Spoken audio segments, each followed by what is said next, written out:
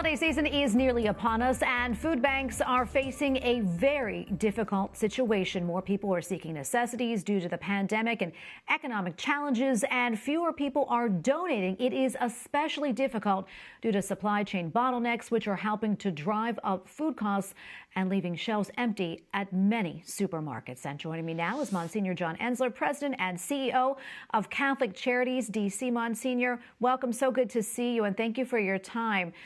According to officials with Feeding America, a network of food banks, as you know, there is a 55% more food being distributed now than before the pandemic. What are y'all seeing at Catholic Charities? Almost the exact same number, 54%. Are basically now more than it was before the pandemic. The need keeps going up, and in fact, half as much as it was before. And so we're dealing with big questions of food for a lot of people.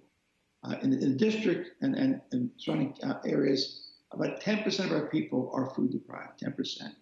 And many of them actually are employed, but they can't afford to pay their rent, do their other issues, take care of their children, and have food as well. So it's a lot of people come together in need of all kinds of services, and without food, they can't get much at all. Yeah, and I'm wondering, how is inflation and the rising food costs, how is it impacting you at Catholic Charities? I mean, are your resources being stretched really thin now? Yes and no. I think we buy a lot in bulk, which is good. We do these share packages with food for 20 meals or so for people when they come in. That part's good, but the reality is that you go to the store yourself, you see that the shelves are empty, or not empty, but close to empty. Where do you get the basic things you need? So yeah, it's affecting us, but we've got a pretty big operation. We served 5.4 million meals last year. And that's basically that's 54% higher there than the year before. So we still do a great job, but yes, the more this happens, the more people in line, more need for food. The issues are great for us. Yeah, and as we know, the holidays can be a really tough time, especially for those in need. How does this season, at least what you're seeing so far, how does it compare to last year for those coming in and asking for assistance? Well, the big thing I think is that it's going up for sure. More people need help and assistance. We do holiday meals at Thanksgiving, and we do one around Christmas. And there, 300 or 400 people come to both of those. And the numbers are certainly real. And they keep growing because people really want service. The good news is, and this is a concern of mine, people come the holidays to help out, like your listeners may, and viewers may come during the holidays because they have a sense of who to work with people. But what happens in February and March and April? So getting people to say, I'm going to be a consistent donor of food, a consistent donor of help, that's important to us, not just now, but all throughout the coming winter. Yeah, certainly. And what about donations? What are you seeing as far as donations? And what's the biggest need right now for you all? Well, the donations, believe it or not, are pretty good.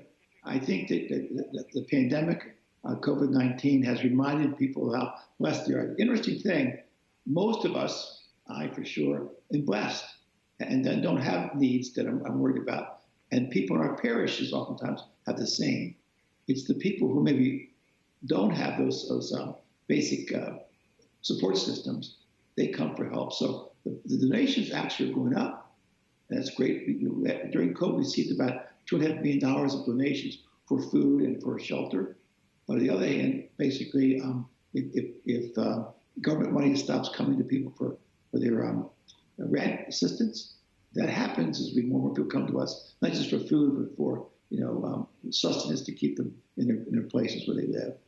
So holidays, huge to be successful and take care of people now. But I also worry about what's after the holidays, where people continue to give regularly because, as they say, hunger isn't just a month-long deal. It's going to be the whole year, at least during the wintertime for many, many people. Yeah, and I'm glad you mentioned that, too. That is so important. It really is a year-round need. Well, Monsignor Enzler, thank you so much for your time today, and God bless you. Thank you so much. Thank you so much, and thanks for letting us talk about a real need for people. Otherwise, we'd not hear their voice. So you're the voice now of lots of people who need help and concern, and thank you for letting us share that Just one more thing I mentioned, we have a virtual food drive coming up. Right now, we're doing it right now. A chance to basically, people can give donations to that. If you want to do that, basically, you can go to CatholicCharitiesDC.org/give-a-meal.